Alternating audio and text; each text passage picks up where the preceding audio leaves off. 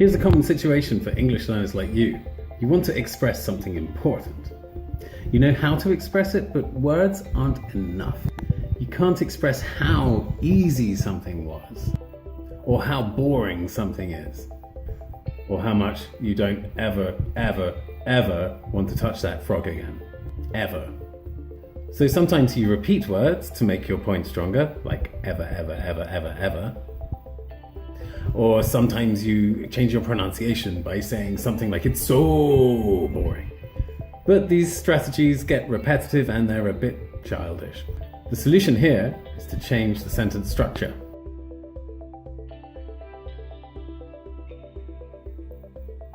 Adding emphasis in English, number 1. All I did was push this button. What does it mean? This phrase simply means I only pushed this button, that's all. Just the button. What's the structure?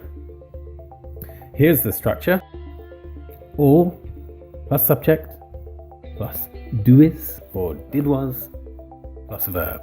All I did was push this button. How can I use it? There are 2 different ways of using this phrase. So let's look at 2 different types of people. Remember Alexa from my lesson on positive personality adjectives? Alexa's a great worker. She's dynamic, motivated, and perhaps most importantly, when there's a problem, she knows what to do. How does Alexa solve problems? Alexa solves problems with simple solutions. Let me explain. Imagine you're with Alexa and you're cooking dinner. She's just hanging out and chatting with you as you prepare the food, but something's not right. It just doesn't taste right, and you don't know why. You've been following the recipe, but it's just not working. Then, as you're looking at the recipe, trying to work out what you did wrong, Alexa tastes the food and makes one simple change. You taste it, and it's perfect. Alexa saved the food. But what did you do, Alexa? You probably ask at this point. Now, Alexa could say, I only added some lemon juice, but this doesn't express how simple and beautiful the solution was. It doesn't express how important the word only is in this sentence. So, to emphasize how simple the solution was, she can say, it was easy. All I did was add some lemon juice. We can use this phrase when we want to be like Alexa, solving problems, but solving problems easily. Let's take a look at one more example. There's a more negative way of using this phrase.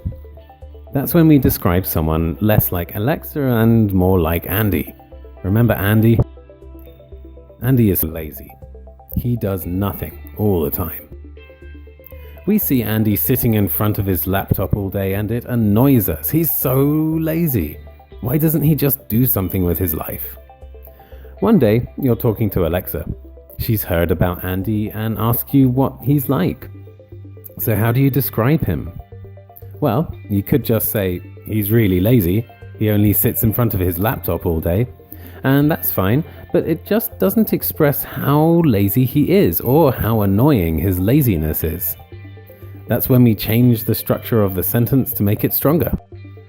Andy, all he does is sit in front of his laptop all day. Yeah, Andy's really lazy. Adding emphasis in English, number 2. Only then did I understand what was going on. What does it mean? This simply means I didn't understand what was going on until then. And after that, everything was clear. What's the structure? If you're interested in grammatical terms, and I'm sure you love grammatical terms, this is called a negative adverbial. Sexy phrase, huh? These phrases are also very useful if you want to emphasize something negative. The structure is simple. Here it is. You have an adverbial phrase and then the question form. Not once did he offer to help. The trick here is to make sure you use the question form after the adverbial, like this. No way will he make the jump. Not like this. No way he'll make the jump.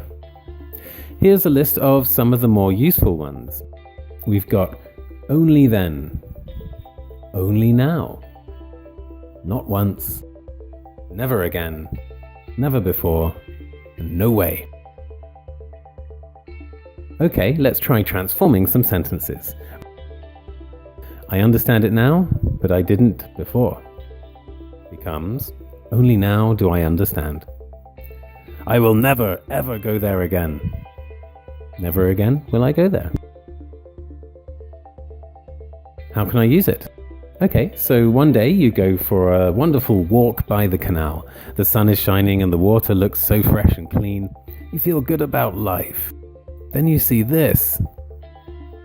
You start to wonder what the hell is going on. You rub your eyes to make sure you're not seeing things, but there it is, that madness. You're not sure whether you should call the police or run away. Then you notice the camera, and another camera, and an entire film crew. Okay, you suddenly understand what's happening. They're making a film. It looks like a pretty bad film, but that doesn't matter anymore. You understand the situation. A great little story to tell friends about later, right? But how do you express it? How do you express that 1 second you thought that you were going mad, and then suddenly, after seeing the cameras, you immediately understood? Everything changed. This sudden dramatic change can be expressed using a negative adverbial. Only then did I understand what was going on. These adverbials often emphasize a sudden or dramatic change. Only then, only now, never before, or a complete lack of something. Not once, no way. They're strong. Adding emphasis in English number 3. It was the butler who did it. What does it mean? You know when you want to emphasize a noun in a sentence and you just emphasize the sound of the word, like, I can tell you who committed the murder, the butler did it. This is important news, right? Especially for the butler, who might or might not be on his way to the airport right now.